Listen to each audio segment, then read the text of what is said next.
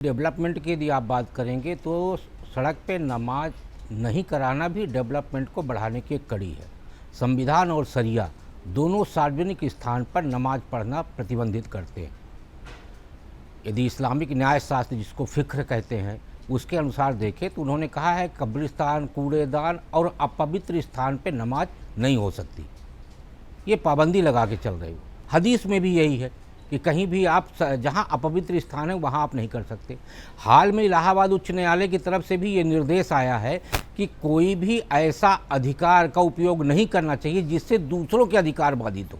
यानी सार्वजनिक स्थान पर नमाज अदा करने की अनुमति के लिए जो याचिका दायर की गई थी इलाहाबाद उच्च न्यायालय में, उसे खारिज करते हुए हाई कोर्ट के जस्टिस ने साफ तौर पे कहा है कि नमाज सार्वजनिक स्थान पे नहीं की जा सकती।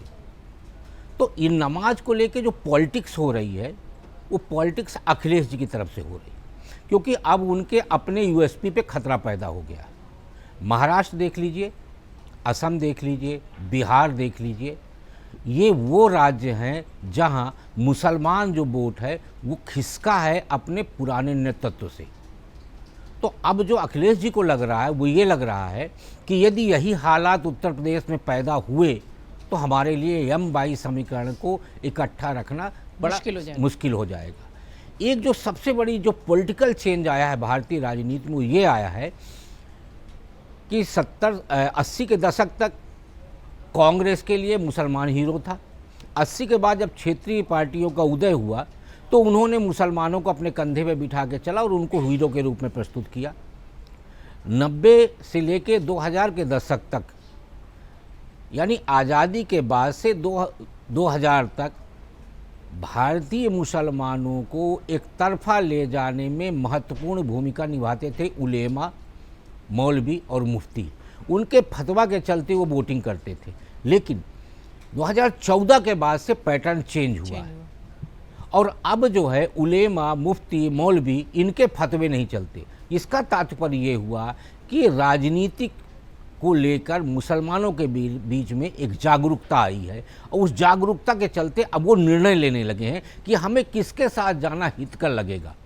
ये बदला हुआ पैटर्न और मुसलमानों का नेतृत्व छोड़ के जाना, ये कहीं ना कहीं अखिलेश जी के लिए एक बड़े खतरे का संकेत है और उसी खतरे को देखते हुए वो डरे हुए हैं और उस डर के चलते ही अब वो नमाज को एक इशू बना रहे, जबकि वहाँ के जो प्रमुख लोग हैं मतलब मस्जिदों के, जैसे अलीगढ़ मस्जिद के जो चीफ शाही इमाम हैं, उन्होंने भी कहा है कि सार्वजनिक स्थान पर नमाज पढ़ना प्रतिबंधित है, नहीं किया जाना चाहिए। लेकिन सड़क पे नमाज पढ़ने की जो जिद है वो सिर्फ पॉलिटिकल एजेंडा है और मुझे लगता है उस पॉलिटिकल एजेंडे के चलते वो अपने वोट के एजेंडे को सेट करना चाहते हैं, जिसके लिए उत्तर प्रदेश सरकार के मुख्यमंत्री योगी आदित्यनाथ जी और कोर्ट की तरफ से साफ कर दिया गया है कि नमाज वाले स्थान पे होगी, सार्वजनिक स्थान पे नहीं होगी और इसको हम राजनीतिक एजेंडा नहीं बनने देंगे। अगर आप ये वीडियो YouTube पर देख रहे हैं तो हमारे चैनल को सब्सक्राइब कर बेल आइकन दबाएं और Facebook पर देख रहे हैं तो हमारे पेज को लाइक करें।